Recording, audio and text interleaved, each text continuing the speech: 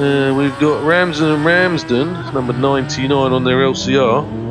Now, they had a 3-second penalty for track limits, but they weren't trying hard because Gibson and Stokoe on number 9 on their CES KTM, they managed to do this 3 times. So they're obviously keen to take up as many penalties as they can get.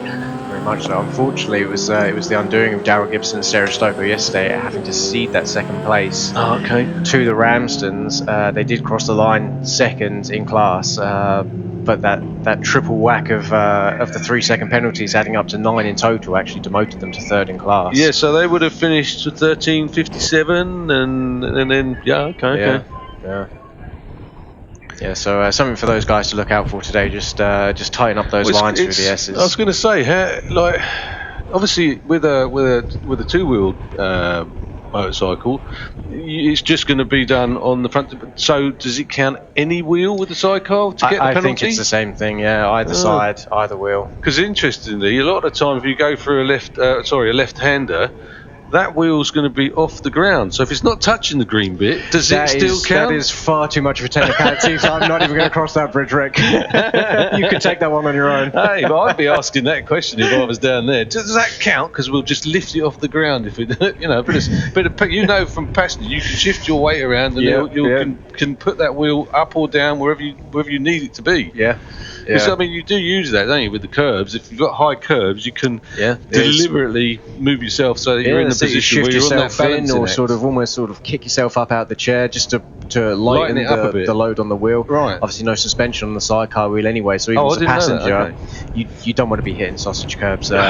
Simon Gilbert was always a bit of a bugger for sending me across the sausage curb back in our time together. There's a few times if you bought the rounds the night before. Did it? Yeah. Okay, so they're off on their warm-up lap. Everybody away by the looks of things. Is anybody not out there that you know of that should be out there? So Eddie Wakely and Ben Hughes, they were the guys involved in the red flag incident yesterday at the end of the first lap of Goddard's. They're not out there. They are both back at the circuit though.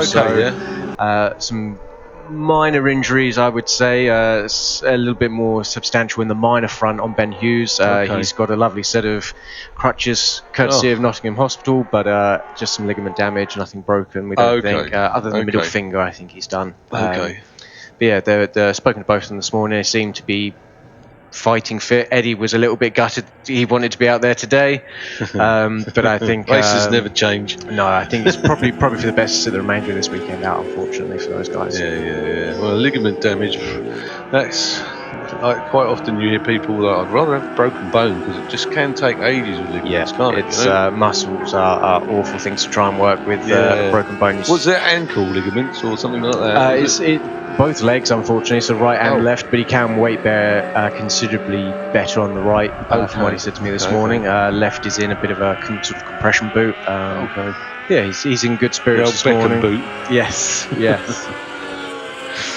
But other than that, everyone's there. Patrick Farrance and Connor Parkin, they were sort of caught up in the incident with Wakely and Hughes yesterday. Actually ripped a significant chunk of the fairing out of it, but sidecar paddock being the sidecar paddock, everyone's come together, taped fiberglass. Was it nose cone area or no? So it was the rear. I did see over on the grass or just away from the actual sidecar, like the wheel arch. Yeah, so that was the wheel arch from Wakely and Hughes, but it ripped the back end out of Patrick Farrance and Connor Parkin's machine. But the sidecar paddocks have come together, and both those guys are out there today on that number 74 outfit. Yeah, well, I mean, I have to say, whenever I look at... One thing I love about the sidecars is the level of engineering that goes into them. You know, when you go and look at... And so what I'm getting at is all these guys and girls, they're all very technically minded, aren't they? Some of them are, some aren't, and I say that as one that isn't. So you managed to leave all that to the driver, did you? Yes, and a very good friend of mine, Guy Jones, he used to help me out considerably. He was the man I entrusted my life to because I didn't trust myself. Hey man, you've got to go where your skills are, but they're about to get underway. I'll leave this over to you. Slow start there from Birch off the front row, much better from Kershaw today. Good start from Rob Biggs. Again, it's Blackstock and Lawrence looking dominant force. You can see that's Sean Hegarty and Jack Knappen looking up the inside, but the door is closed, and that is a whole shot for the number one outfit, our reigning British champions, Lewis Blackstock and Oscar Lawrence.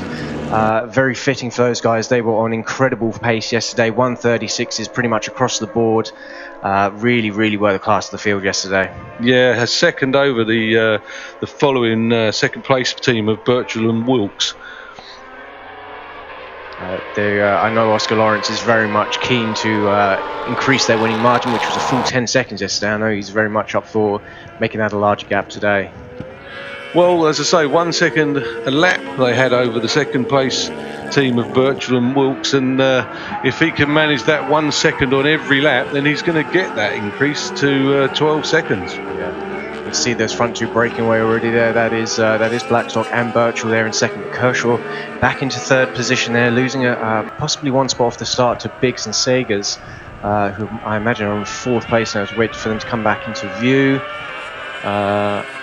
And indeed it is. Fifth place is Hegarty and Knapton. They are leading the cup class. Right behind them, Phil Bell, Phil Hyde, then Rob Atkinson, not Mark Middleton. He is away injured. There's Shane Colebrook on the back of the number 26 outfit. And that looks like Founds and Walmsley diving up the inside of John Swans and Rob Coppock there for the Formula 2 class. And the problem for Hegarty and Knapton again. Oh, what have they got to do to get a result this weekend? They've been fast all weekend, running at the front, challenging. That's going to be another DNF for those guys. Do you know what their issue was yesterday? I don't know. I didn't have a chance to catch up with them, unfortunately. And here they come, wreck into pit lane to retire. That is a real shame, Such speed there in that pairing. Jack's still very new to the sport. He's just doing a fantastic job out there. Yeah, well, he's got the right driver, isn't he? To vastly experienced Sean Hegarty there. Yeah, there's not many tricks in the book that Sean isn't aware of, and probably quite a few of them he wrote himself. So. Yeah. A bit of a breakaway, the front four at the minute, and wow, that's kind of handed almost, dare I say, victory to Bell and Hyde in this situation with the cup class. They're currently running in fifth place. Another solid run for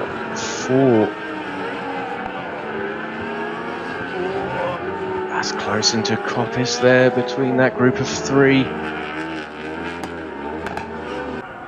I believe that's two F2s and the Rob Atkinson outfit. That is very close indeed. Well, this is not panning out the way Wilkes wanted it, is it? Really? No, and yeah, indeed. So there goes Pete Founds and Jeff Walmsley up ahead of the Atkinson machine now, into sixth place overall, leading that Formula 2 class. Ben Holland diving up the inside there of Darryl Gibson, Sarah Stoko on his beautifully liveried WPS outfit. Simon Gilbert having a fantastic run out today.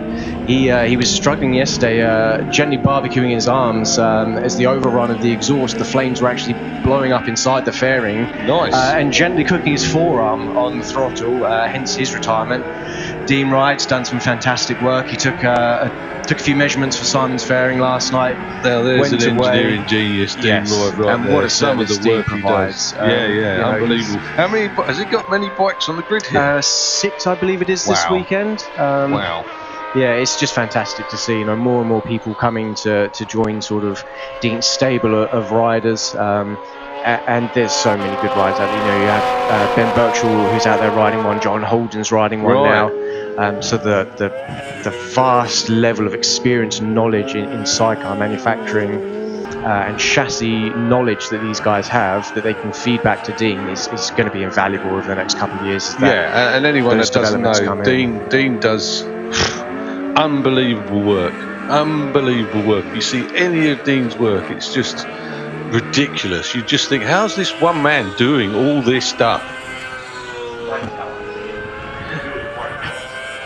He is basically a genius, in my view, And a lot of nodding going on in here. You can't hear that on the commentary. Yes, he's just a top guy as well. Very, very friendly guy. Very always willing to listen, and there's no sort of stubbornness from what I've ever seen from Dino. Of, well, this is how it is going to be, and you get used to it. He'll always listen to the feedback. Well, I mean, it's obvious from what you just said that if you put one bike on the grid and now you've got 6 bikes on the grid, people are going, this works, and he listens. So you know. Yeah. He's basically taking their word, developing what he's building. Yeah. Blackstock, as they continue to lead, again sitting in that wonderful 36 zone of lap times. Birchall's running a 37.6 behind. Kershaw 37.8. Kershaw having a much better day today. Yesterday they had to pull into pit lane for a very bizarre situation. The leathers actually blew open on Rhys Gibbons' suit. Right, okay. So the zip was still at the top of the leathers, but the zip actually failed. The zip had just blown open. Okay. So a little bit of freneticism in the pit lane, and they simply just got hold of the zip, zipped him down, zipped him up, and it was fine, and off they went. So was there any banter? I don't know. I don't think Rhys. I think he was quite down about it yesterday, but it's race 1. You know, he's a very, very talented young man. Pretty much his first season on a long bike. I was talking to Steve Kershaw yesterday, and Steve was saying this is the very first time Rhys has come from one season to the next season and stayed with the same team. So that consistency is a real big factor when you're a passenger, especially running at these speeds. That consistency is absolutely key. I mean, because how many different bikes are there? Like, would he have been on different bikes?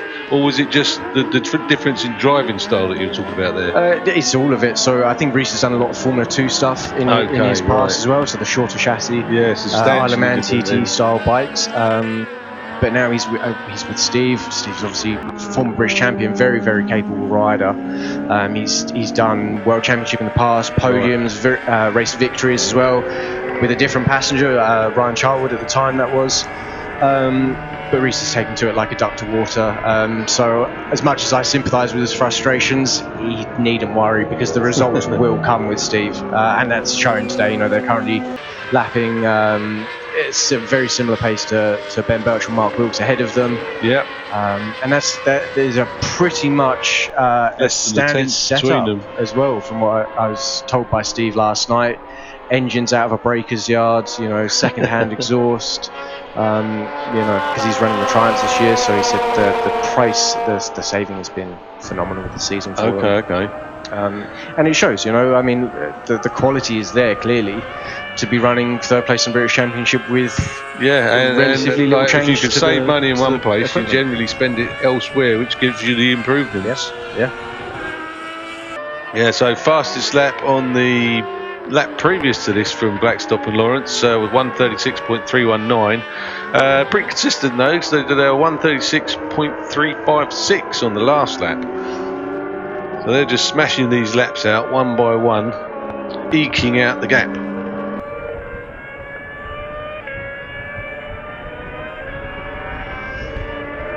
So in the Formula 2 class, we just touched back on that. We've got Pete Founds, Jeff Walmsley. They're leading their way in 6th place overall, but like I say, first in that Formula 2 class. 8th overall, just behind them, not very far at all, is John Saunders and Rob Koppak. And then in 14th is Darryl Gibbs and Sarah Stoker, perhaps trying to avoid with a bit more precision today those track limits that got them unstuck yesterday. Well, they've only got a second, 1.23 between them and the next F2, so they really need to keep those track limit excursions to an absolute minimum, because just one of those would put them down a place. Andy Peach has retired to pit lane. Keith's just pointing out to me. Off to the side of the track. That's down by the Heineken hairpin. That is unfortunate. And that, just going back to that Formula 2 you were mentioning there, Rick, that's just behind, that sort of half a second or so. That is Ryan and Callum Crowe, reigning TT sidecar race winners. This year's a bit of a change to the TT. I believe they're running restrictor plates in the bikes just to try and simmer out the speed a little bit. And I imagine, given their pace, given they're on the F2, it's kind of their bread and butter, that bike, so I would imagine that they have got those restrictor plates in this weekend, just getting some practice in, understanding the bike and how it will react. They've got to work out how it will work, how it will react, and whether it will do anything odd with the restrictor plates in, because you breaking down in the Isle of Man, as we all know, can have dire consequences. Yes. There are a lot of people here in this race meeting that are planning to do the island next. I would say year. There's a fair amount, sort of, 8 to 10 of them, I would say, are going over and competing. If not, a lot go over and just support other teams as well. Help out. Because it's a big fraternity, the sidecars, isn't it? Yeah, they're all really helpful with each other. So are all those bikes that you know of, are they all the same or different? So a lot of them will be similar. So the chassis will be very similar, sort of similar dimensions. A couple of mil here and there. The engines vary, the fairings will vary, but for the most part, it's minor differences between them. Okay. So the reason I asked that, they'd be able to share a lot of information between each other, because nobody wants anybody else to break down, do they? No. I mean, that may sound odd to people listening out there, but they just don't want anyone breaking down in the Isle of Man. Yeah, the TT, it's a different level of competition out there. It's, there's a real camaraderie for everyone to see everyone get home and Absolutely, do well. Exactly, 200% that is, isn't it? Yes, yeah. Blackstock again, another with their fastest lap. 36.2 this time. He's extended that lead out over Ben Birchall and Mark Wilkes now to a very healthy 9.4 seconds and ever increasing. Kershaw and Gibbons there in third place. They seem to be a little stuck, can't really close the gap, but they're not really falling away either from that second place outfit of Birchall and Wilkes. Rob Biggs and Sagers, they're sort of circulating on their own as well. Phil Bell, Phil Hyde, they have a commanding lead over this cup class. They're currently running in 5th place overall, leading that cup, like I say. Rob Atkinson, Shane Colebrook, they come over the line, and that gap is about 11 seconds in the cup class as well. Simon Gilbert doing a fantastic job with his Yamaha R9 powered machine. Great to see he's had a bit of a struggle this weekend with that. Someone down pit lane. Ben Holland, Wayne Stevens, that's unfortunate. A shake of the head from Ben Holland there behind the bars. They had a very good race yesterday. 3rd place in the cup, they returned to the British Championship. Ben was a little bit, sort of a few people retired. That's irrelevant, You got to finish. You got to finish these races. Doesn't matter how fast you are. If you don't reach the flag, it's all for nothing. It's about the whole package, and I'd say that even more so about the sidecars, because they're so specialist engineered, that there's a lot of things that need constant monitoring, constant attention, and if any of that doesn't get monitored well enough or fails unexpectedly, then this is the result, isn't it? Yes, yeah. And there's another retirement there. That is Charlie Moss, Kirsty Hawkswell. Bad day for Life Safety Motorsport. That's their second outfit out for the day after the retirement of Andy Peach and Joshua Hope over at Melbourne Loop.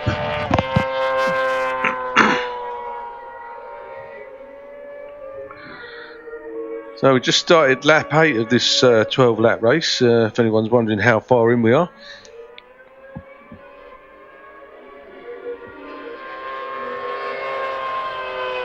Still this very close battle for the Formula 2 lead is raging on here, Rick. Yeah, I noticed there was a cut bite between them, but looks like they've there's 0.8 of a second between the first two F2 bikes. Yeah, Rob Atkinson and Shane Colebrook, they've got themselves out of that little battle for the Formula 2 lead there. Probably the safest place for them to be.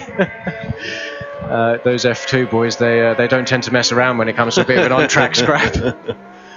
Probably helping people get these time penalties by just moving them out the way. Yeah. A bit of gentle persuasion, perhaps. I need that line. Sorry, bye.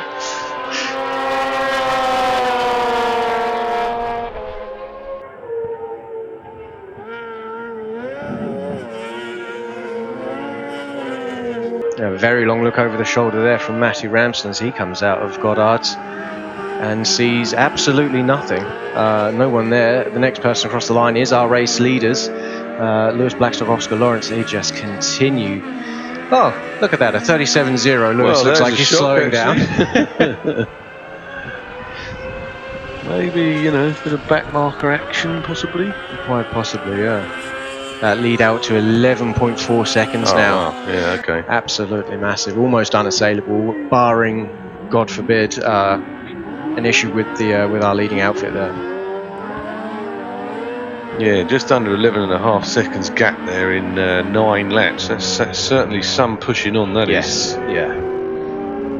Going to see if you can make the actual. Well, I don't think there's any doubt about it. They're going to make the 12 seconds easily.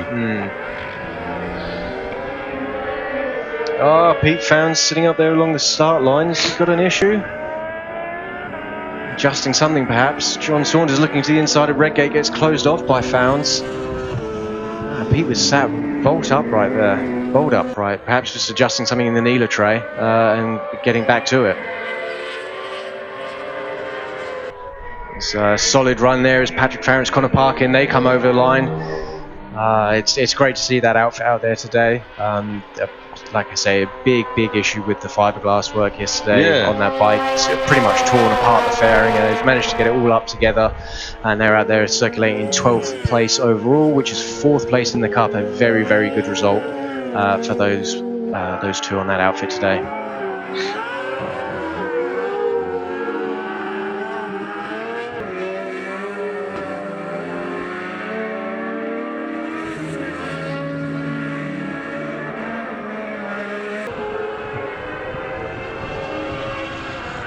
Yep, and we are 12.5 seconds in front now.